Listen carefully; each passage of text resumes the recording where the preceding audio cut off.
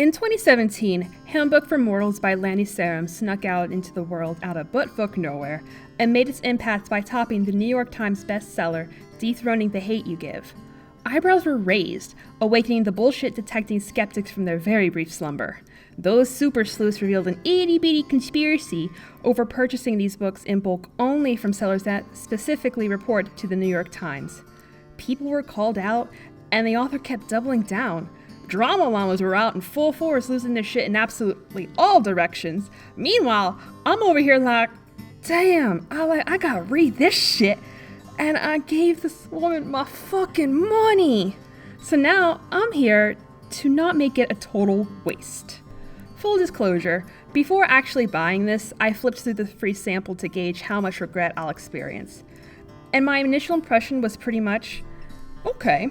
So this is going to be the equivalent of a 12-year-old publishing, for actual money, their very first attempt at constructing a full narrative. And the heroine's a subconscious self-insert. She's going to be a ridiculously stereotypical Mary Sue, and there'll be a 4-to-1 male-to-female ratio. The harem of men will adore her almost immediately, and the few women will either be beautiful bitches or homely groupies. There's no sense of self-awareness from the author. I made my peace with that. Then I took a couple shots of my haterade, and I was raring to go. And then I read an interview Sarum gave to Vulture, where she flat out admits she's completely self-aware of what she's writing. It is a self-insert piece where she gets absolutely everything she wants, and have all the things I was lacking, and then live vicariously through her. So my perception shifted, and I can't really tell if it's for the slight better because she proudly owns it. Okay. Note to me, I need to remember that published self-inserted wish fulfillment power fantasies are not a new concept. Therefore, I'm going to have to chill the fuck out and take the branch lodged up my own ass to review this thick boy as it is. One chapter at a time. We'll see how long I last without this baby. This is Too Long Read Anyway, Handbook for Mortals.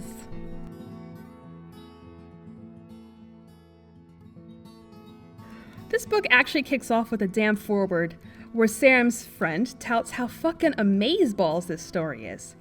The first time I read this, I was damn near gobsmacked, and I had this whole bit planned out where I'd lose my absolute shit in comedic fashion, all the while the foreword would be scrolling behind me like so. But, as you can see, the stick's not shoved up my pooper at the moment. However, I still feel the need to commit to the bit in some fashion. So here we go. The point of a foreword is to have a prominent figure hype the story and the new author for us. But I don't know who the hell you are, Sky Turner. So for me, you don't have any credibility to shell out for this. And every time this book pulls a stupid, that non-existent credibility will be in the negatives. Besides that, none of this stuff really amounts to anything. I don't care how you pronounce La Annie's name, or that Twilight was what brought you together. Or that you're actually pretty vague about your love over this book, which is suspicious, if anything. It is interesting to see that this was adapted from a screenplay first. And after like a quick 2-second Google search, Sarum is actually going to go forward and adapt this potential train wreck herself. And I'm not going to lie, I'm kind of hyped for that shit. That is going to be something my eyeballs will be obliged to lay witness to. Anyway. This has been stalling me long enough. Alright, okay, let's take this for real. Take 2, Handbook for Mortals. Let's go.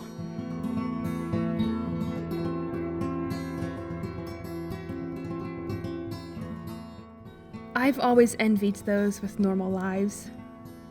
And I have a feeling that I'll be spending this entire fucking series showing this very first line to actually be a total lie. I don't think I've ever even had a normal month, a plain week, or an average day.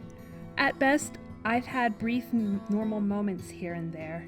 They tend to be few and far in between. What we can't have. I'm sure most people would. The grass is always greener, but some days I think I'd trade places. Of course, if you really checked out the other side, you'd probably find out that the grass is astroturf, average and brittle and life felt usual in my life. It sure is pretty from your side of the fence, though, or the first breath I personally believe would save entire life for as long as you can. I shit you not, this book begins with some pages of inner monologue that already makes me yearn for death's sweet embrace. Like, excuse me, who is this? Who are you, nameless, faceless heroine? Christ, it is so rude to hold me hostage like this to your inane thoughts. Oh shit, this is still going on? Excuse me? Ma'am? Back in that time Ma'am? and that place. Nah, I am so confused. Okay, so after knowing the beliefs of the heroine, she tells us what her hair looks like. You know, because the cover image and the author's photo aren't sufficient enough. Next, she goes on about how much this currently nameless main character totes my goats loves thunderstorms. Like, you know, them normies prefer that sunny sky and puffy cloud bullshit, but not our heroine. Storms are the magical shit.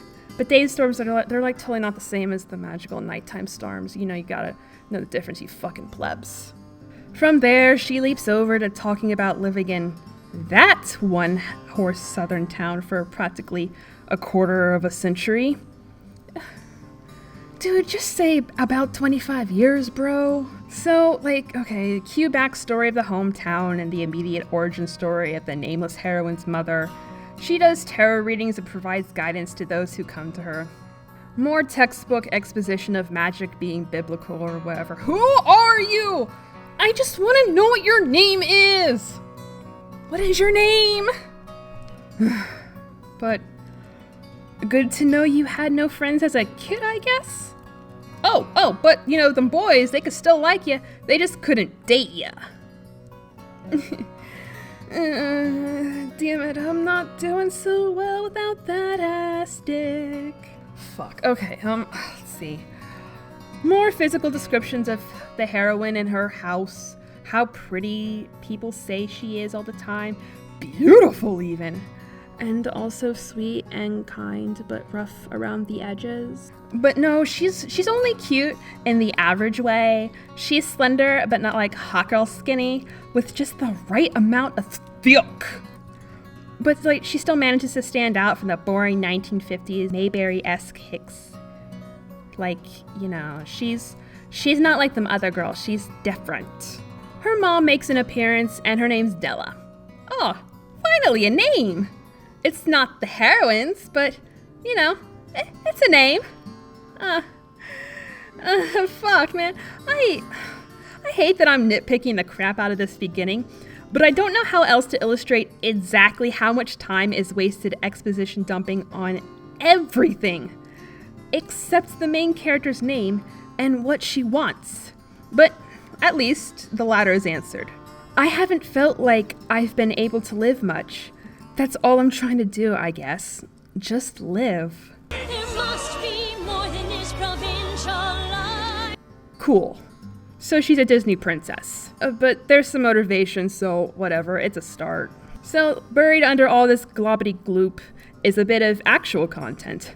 Okay, so the heroine is leaving the comforts of her home, luggage in hand, looking for something more. Her mom comes out of the house after her all like, "But Zaid, I thought you liked it here in buttfuck nowhere." Oh, hold it. Holy shit. We finally get the heroine's name. Oh my god, okay. Damn, that was an exhausting buildup. So, Zaid, huh? Was Della all up in that unique name life? What's it short for? Zetaline? Zedadiah? Zedifer? Zadella Michaela? Shoot.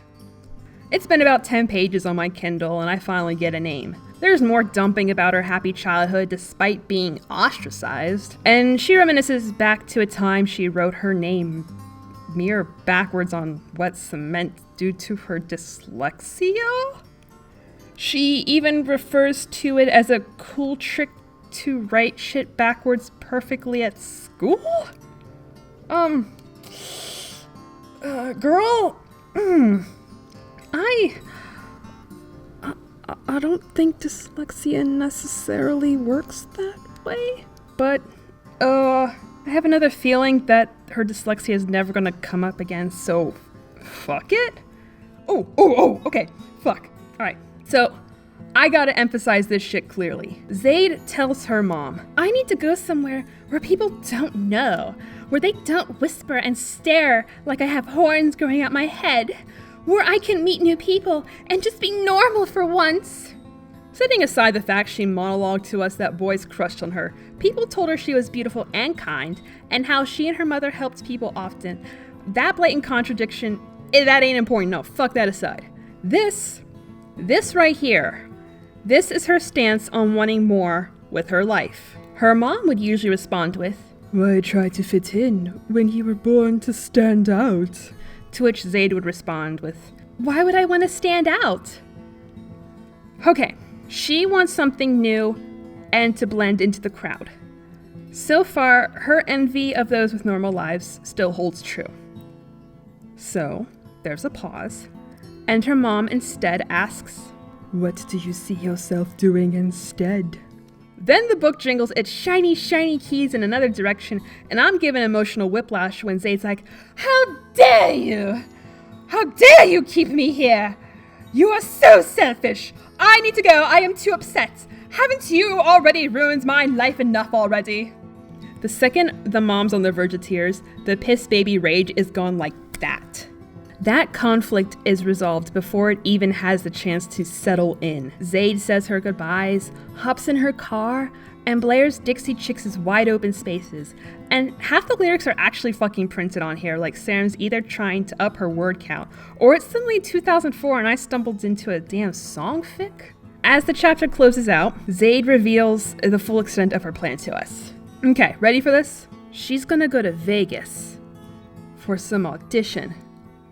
Our heroine, who's supposedly out to find something normal, to not stand out, is going to Vegas for an audition for a show in Vegas.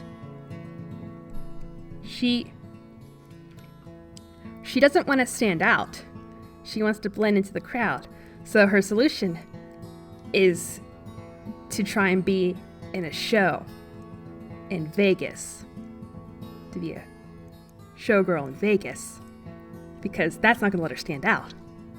She wants to be normal, to blend with the crowd. So that's why Vegas is the solution.